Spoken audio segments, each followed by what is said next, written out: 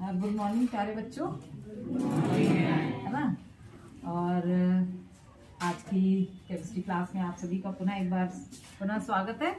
और आज जो है, जैसा कि हम पूर्व के लेसन्स में पढ़ चुके हैं, आवर्त सारणी के 2 क्लास हो चुकी है ना। पीरियोडिक टेबल से संबंधित आपकी 2 क्लासेस हो चुकी हैं और आपका जो सम अप करना था, मुझे जो लास्ट में जो चीजें रह गई थी बताने को, तो उसके लिए ये वाला आपको बना करके आपको दिया जा रहा है।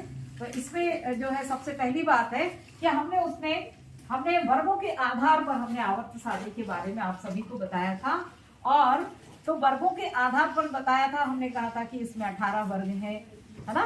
और अब हम जो आपको बताने जा रहे हैं वो हम आवर्त के आधार पर बताने जा रहे हैं। और बिल्कुल मतलब लास्ट में जो चीजें मैंने छोड़ दी थी, जैसे मैंने एक तत्व हाइड्रोजन आपका छोड़ दिया था, आप सभी को याद हो कि हाइड्रोजन को मैंने छोड़ दिया था। तो हाइड्रोजन को मैंने इसलिए छोड़ा था कि हाइड्रोजन जो है वह आप सभी जानते हैं कि हमारे प्रथम आवर्त का तत्व है।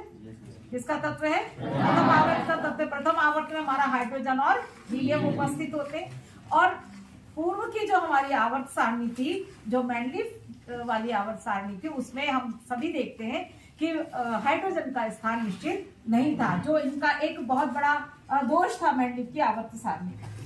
तो हाइड्रोजन को जो है, जो हमारी मोर्सले की आवर्त सारणी है, इसमें इन्होंने इसको प्रथम समूह में रखा है, लिथियम के जस्ट ऊपर है ना।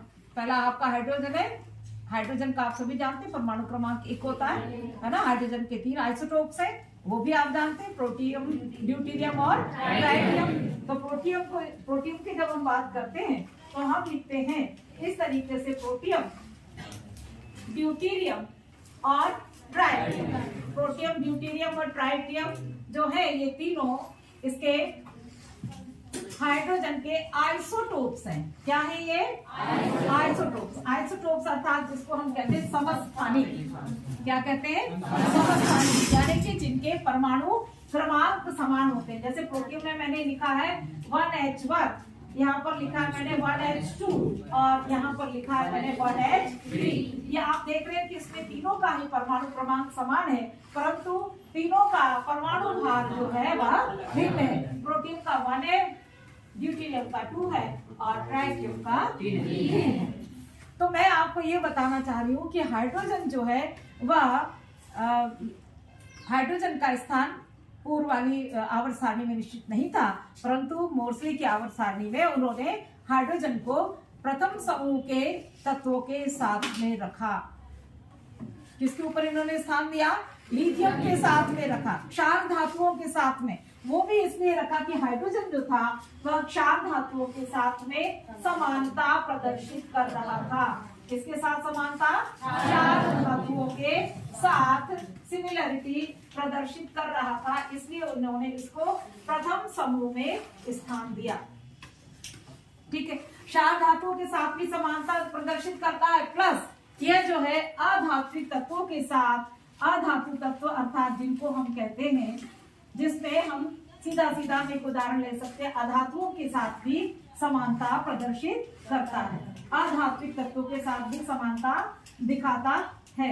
जैसे मैंने कहा समूह 17 के तत्व, जैसे मैंने कहा समूह 17 के तत्व, समूह 17 अर्थात जिसकी हम बात करते हैं, जिसमें हमारे हैलोजेंस आते हैं। क्या आते हैं? हैलोजेंस आते हैं। और ये सभी जो है वो किस तरीके से लिखे जाते हैं? ये सभी द्विपरमाणुक अणु के रूप में उपस्थित होते हैं। इसको हम लिखते हैं, जैसे मैंने लिखा यहाँ F2, Cl2 और Br2 और I2।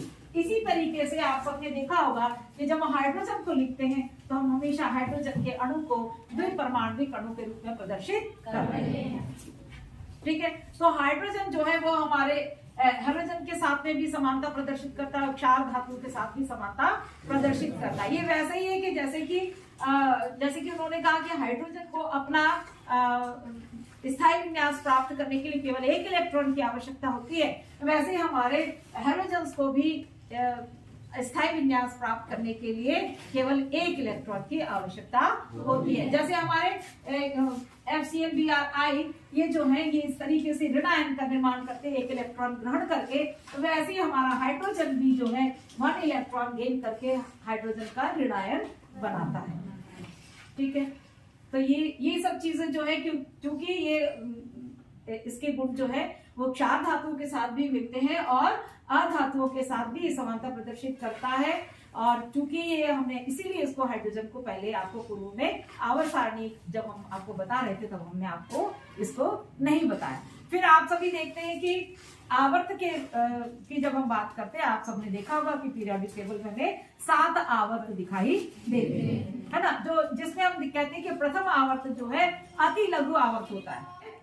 आवर्त अर्थात पीरियड, है ना, आवर्त अर्थात पीरियड। तो प्रथम आवर्त जो है वह हमारा अति लघु आवर्त कहलाता है। कैसा कहलाता है? अति लघु आवर्त कहलाता है। ठीक है, तो अति लघु आवर्त इसमें हमारे कितने तत्व हैं आप चाहे तो नोट करते चलो। इसमें हमारा कौन है? हाइड्रोजन और हीलियम। ठीक है, इसी तरीके से मैंने कहा कि द्वितीय आवर्त जो है वह हमारा लघु आवर्त है। द्वितीय और तृतीय दोनों ही हमारे लघु आवर्त है। द्वितीय और तृतीय भी हमारा लघु आवर्त है और इसमें जो तत्व उपस्थित होते हैं इन दोनों में ही 8 तत्व उपस्थित होते हैं, इसलिए हम इनको लघु आवर्त कहते हैं। इसके बाद हमारा चौथा और पांचवा आवर्त होता है जिसमें हम कह रहे हैं कि इसमें 18 तत्व और इसमें भी चौथे आवर्त में भी 18 तत्व उपस्थित होते हैं और पांचवें आवर्त में भी हमारे 18 तत्व उपस्थित होते हैं। इसी तरीके से हमने कहा छठा और सातवां, 6th और 7th में हम देख रहे हैं ये हमारे दीर्घ आवर्त है। इनको हम क्या नाम दे रहे हैं? दीर्घ आवर्त, अर्थात इसमें हमारे तत्वों की संख्या अधिक होती है। दीर्घ आवर्त कौन से आवर्त है? ये हमारे दीर्घ आवर्त है और इनमें जो तत्वों की संख्या है वह है 32 और 32। तो इस प्रकार से आप सभी ने देखा कि हमारे आवर्त सारणी जो है वह आवर्त के हिसाब से हमने आपको बताया कि आवर्तानुसार मतलब कितने तत्व उपस्थित हैं। एक तो ये बात हो गई और दूसरा मैंने कहा आपको वर्ग के बारे में आपको पहले बता चुकी थी और मैंने हाइड्रोजन को छोड़ा था, तो हाइड्रोजन को भी मैंने यहाँ पर क्लियर करने की कोशिश की है कि 4 धातुओं के साथ में हाइड्रोजन को स्थिति प्रदान की गई है लिथियम से भी ऊपर। और हाइड्रोजन जो है वह क्षार धातु के साथ भी समानता प्रदर्शित करता है और साथ ही साथ अधात्विक तत्वों के साथ भी समानता प्रदर्शित करता है, हैलोजन के साथ में भी समानता प्रदर्शित करता है। तो आप सभी देख रहे होंगे कि हमने कहा कि पहले अति लघु आवर्त में हमारा है कौन कौन? हाइड्रोजन और हीलियम। क्या क्या है? हाइड्रोजन और हीलियम। दूसरा हमारा जो द्वितीय लघु आवर्त है वो हमारा शुरू हुआ है किससे? लिथियम से। लिथियम से कहाँ तक है? नियॉन तक। कहाँ तक है? नियॉन तक। लिथियम से नियॉन तक। और तृतीय आवर्त है हमारा Na से कहाँ तक है? Ar तक। ऑर्गन जो है हमारा किसका तत्व है? उत्कृष्ट, है ना, उत्कृष्ट समूह 18 का तत्व है। कौन? ऑर्गन। ऑर्गन का परमाणु क्रमांक कितना होता है? कौन बताएगा मुझे? कितना होता है? 18। इसका परमाणु इलेक्ट्रॉनिक विन्यास कौन बताएगा मुझे?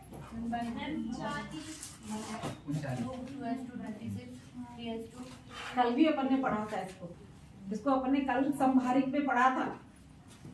परमाणु क्रमांक कितना है? परमाणु क्रमांक 18 हो गया और परमाणु भार 40। परमाणु भार 40। पीरियोडिक टेबल में 39 भी लिखा हुआ, 39 पॉइंट समथिंग है, इसलिए मतलब उसको 40 कहा गया। ठीक है, इसके बाद जो है हमारा आवर्त चौथा है अपना, जो कि किससे स्टार्टिंग इसकी? पोटेशियम से। ठीक है, और हमारा 5वां समूह है। 5वें समूह की स्टार्टिंग जो है वह है रूबिडियम से। कहाँ तक है? रूबिडियम से Xc। What is Xc? Xenon. कितना परमाणु क्रमांक ज़ीनॉन का? 54। Very good. और सभी के आयतन कक्ष में कितने इलेक्ट्रॉन? 8 इलेक्ट्रॉन। 54 और 86, है ना। फिर हमने कहा दीर्घ आवर्त हमारे जो है वो 6th और 7th वाले जो आवर्त है वो हमारे कैसे है, दीर्घ आवर्त है। इसमें हमारा जो 6th आवर्त जो शुरू है वो हमारा सीजियम से स्टार्ट, कहां से है, सीजियम से, ठीक है। और लास्ट वाला दीर्घ आवर्त कहां से स्टार्ट है, कौन बताएगा मुझे, कहां से, फ्रेंचियम। Very good. तो इस प्रकार आप सभी ने देखा आवर्त के अनुसार जो है हमारी आवर्त के अनुसार आवर्त सारणी को आज हम सभी ने समझा है। और मुझे लगता है कि आप सभी को ये बहुत अच्छे से समझ में आ गया होगा और आप पीरियोडिक टेबल आवर्त सारणी का ज्ञान आपको बहुत अच्छे से हो गया होगा। इसी के साथ जो है मैं आपकी क्लास यहीं पर समाप्त करती हूँ। धन्यवाद।